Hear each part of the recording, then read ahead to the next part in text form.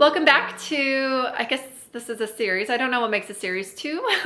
So far, this is the second one. Inspired by scallop trim decor. I shared with you in last week's video how to do a Magnolia-inspired scalloped, why am I having a hard time saying that? Scalloped trim cookbook stand. Today I'm going to share with you, it's not quite scalloped, but has scalloping in a way on it, but these are going to be wood wall sconces. This is also inspired by Magnolia, and they turned out so pretty. I'm so excited to share this with you.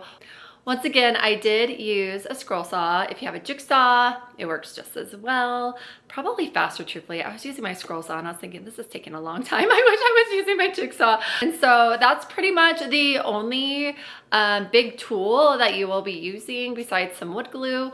I'm excited to share this with you. My name's Alicia. I'm from thriftychic.com. I will share the supplies on the next page. And here is the tutorial. All right, first is to download and print out this template that I have linked in the description below, and then cut it out. And you're going to put it on a piece of wood. This is about 1 by 10 inch piece of wood and 24-ish inches long. These make, I believe, about their 20 inches, maybe give or take. So they're pretty long. Once you have them cut out, just follow the natural curve and tape them into place to make the whole piece for the template. And then you're going to just trace them out. So I'm doing 2 of these in case I wanted it to flank something. And so I'm putting them on the very edge of my board. If you are doing the same thing, make sure you do leave room on your board for the next step. So you're using the same template, you need to make the bracket. Now, find the big knob, the biggest knob, and line it up on the corner of a blank piece of paper and then kind of angle it where part of that template is going to go off that piece of paper and you'll have your bracket. So depending on how long you want this bracket, I want to go much longer than what I have here. I think it's like 7 inches what I have. Then you could change the angle. Now get a circle of some sort, whatever you have to make a circle. I ended up with a 2.5 inch diameter circle. This one you'll see is a little bit big once I have the next step done. So once those are all cut out, you're going to fold the circle in half because this will be like your place that your bracket goes underneath and your candle sits on top of. And once I put it on here, I realized, oh, that is going to be too wide, especially cut with wood. So I found a smaller piece. This is the one that's 2.5 in diameter. And then I cut it and it was a lot better. And I'm so glad I did it because it fit perfectly. And so now I'm just playing around to making sure that the bracket would fit underneath it and not go over. If the bracket does go over, you guys need to adjust at that point as well and maybe cut it a little bit smaller. So trace this out on the same wood and then grab your jigsaw or scroll saw and cut. This is the fun part. No, this is the long part. Once they're all cut, I just was making sure everything fit right. This is like, okay, hopefully everything works here. And thankfully it did. I'm so glad I made that adjustment with that disc in the middle. Next is to sand it. So I used some fine grit sandpaper to go over the entire thing. So paying a lot of attention to the edges and trying to round those edges to give it a really good smooth look, especially the tops. The tops are supposed to be like super round, but the way my jigsaw or my scroll saw worked, the way I worked it didn't turn out very good. So I paid a lot of attention on that. You could see the difference here with the edges and why it's super important to do your sanding and to round those edges. Next step is to glue all of them together. I am going to give you a really big heads up right here. I ended up changing the location of the bracket at the end of this video. The disc is in the same spot. So on the bigger like knob, I don't know what to call these nodules. I secured the disc and then I'm going to secure the bracket I ended up putting the bracket on this longer side, but in reality, it needed to go on the other side, especially just to give way for a longer candle, which was even more important. And I didn't realize this till it was too late. So obviously, everything is glued together.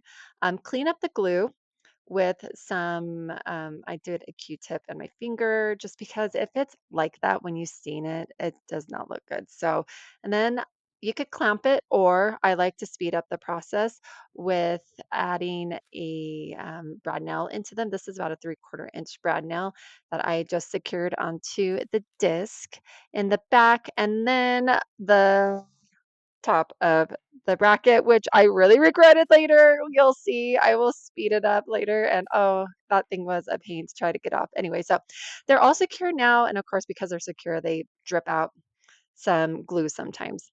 All right. Next is to add the stain. I use Minwax with dark walnut. This is one of my favorite stains, but it's a little dark. And so I go over it right away with a paper towel just so it doesn't absorb too much of it and to show more of the wood grain and lighten it up a little bit. I wish it was a little bit lighter. I need to probably find a better stain for this kind of thing. But here's the difference. It makes such a difference when it stains or when you paint something. It's all the world of difference. Okay, so now I'm going to show you in kind of fast mode because I don't need to spend that much time on it.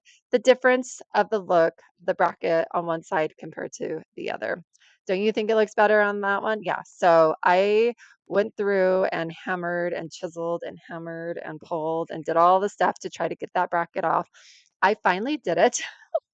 It was the biggest pain in the butt, and then I had to peel off all the dried glue and sand it down. That took quite a bit of time to do as well, and then, of course, I had to restain everything, which whatever. It happens when you make bad decisions sometimes, but it looked fine the other way. I just decided to do it this way. And so then I secured the bracket on the other side, and I was so pleased with this. I didn't move the disc just because I didn't want to have to deal with that. Okay, so now in the next step, we're almost finishing this off, is to add the candle portion to it. I got this candlestick from the Dollar Tree and I had painted it with rub and buff to get it that gold look.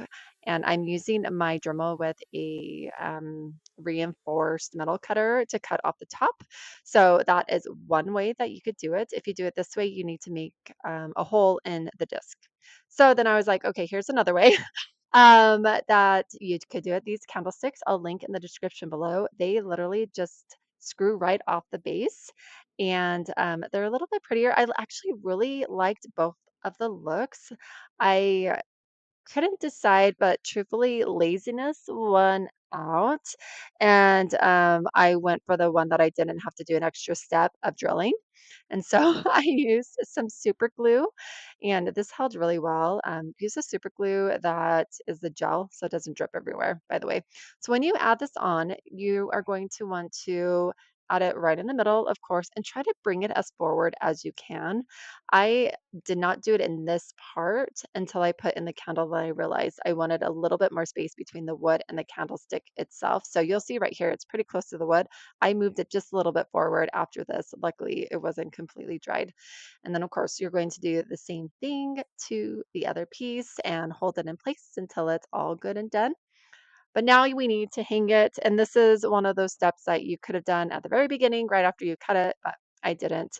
I'm using these like cloth strips. I don't know what they're called. Or you could use a D-ring. I preferred a D-ring, but I only had one. So I ended up using the claw one and just made sure that I measured it so I knew where it went on both of them. I was going to flank these somewhere in a gallery wall or against something, and I wanted to make sure that they were going to be even and it didn't throw off my measurements. So there they are, all finished. These turned out so good. I am so proud of how they ended up after that one mishap with doing this the wrong way. As you can see, I did end up doing the top from an actual brass candle. I will link those candles below. I just got them on Amazon. I think you could get like a 3-pack and you just gotta use the top, I guess. You could do the dollar store one like I had previously shown, but you would have to drill into where you want it, and then secure it either probably with like a pretty good adhesive, like a super glue or something into that, so that would stay better. But this one I was just able to do a super glue right on top, and it is on there. So it turned out super cute. I'm excited for these. I'm going to play around with where I want them, but I do want to share something with you real quick. These, since it's wood and stain, you should not put a real candle on it. Let me see if I could. I have a candle that is real and I would not light it on here, but aesthetically it looks really pretty because you could tell that it's, you know, been lit. If you wanted to light it, this is a perfect little space right here for a plate, and a plate would help protect the heat from the wood. Otherwise, you could always use a battery operated candle. They're not as pretty on here, and this one's really tall. I think you could probably get some smaller ones, I hope. But if you wanted the actual like glow and ambiance of it and have it feel like it's actually lit, then I would go with this. Otherwise, if it's just for like decor and for the aesthetic, I would go with the other one. So I do not know where I'm going to put these in my house right now. So travel with me around my house and you guys help me decide where I should keep them. Okay, let's go. Okay, we didn't go far. I wanted to try it right here and just see how it would look. Let's see. So I would definitely flank them. Can you even see?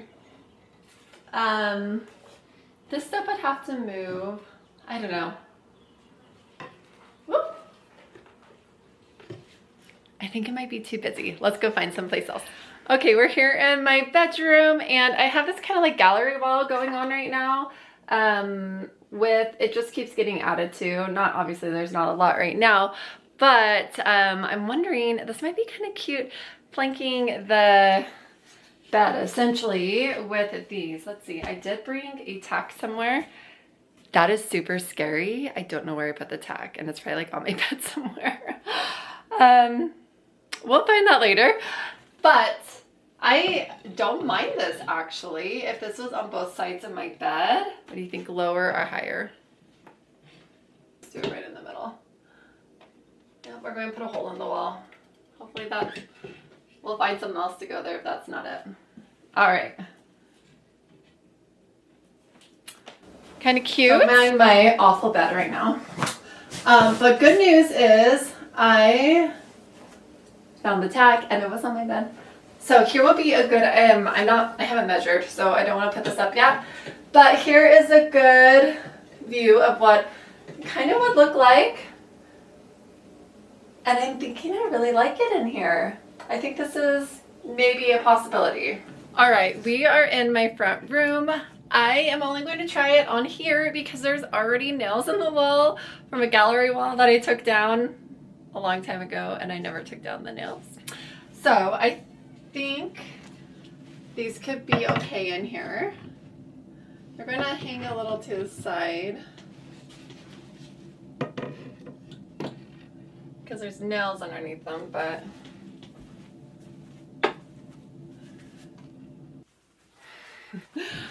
I need to move the nails underneath them because they're kind of like, but it's okay. I think it makes it a little busy, but I'm not positive. You guys need to let me know your thoughts on this placement as well. While we're here, we're on this other side of, you can see the wallpaper. Anyway, I didn't even think about this as an option. I would remove this, but here's another thought. There's just like a lot going on with this wall already, but it really does match the wood tone on the mantle and on my great grandmother's mirror. I don't know. What do you guys think? It'd be on both sides, obviously. As I've been traveling around the house, I'm realizing that I don't need to use both of these in the same area. I could just use one in one gallery wall somewhere and another in another. So I haven't decided if that's true on this gallery wall. I haven't been in the process of redoing my bathroom, and this is not done, but it is getting there. My plan is to have some wallpaper here, which I've already bought. I just like 3 months ago. It just hasn't been put up. So I'm thinking maybe it belongs somewhere up here. So we're going to see if it does. Okay, this is fun. I'm straddling my bathtub. All right. I don't know exactly where I want to put this in here. I think I have three spots maybe. My thoughts are somewhere like right here. Like if I were to take this or move something around, then I have those other candles which I can move.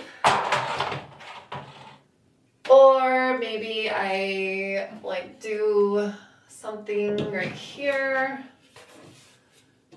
I don't know. Can you guys even see? Another option, hi, is right here. Actually, I kind of am okay with this. I don't know. You guys have to let me know what you think. Otherwise, let's go to another space in my house. All right, here's my last place, I think, and I don't know if I dare do this because I'm so used to the substantialness of these arches. There's one on both sides, but here is an option to do that. So this would be too high where it is already, so maybe down here. Anyway, what do you guys think? Yes or no on this? It's probably too small, right? I think it's too small.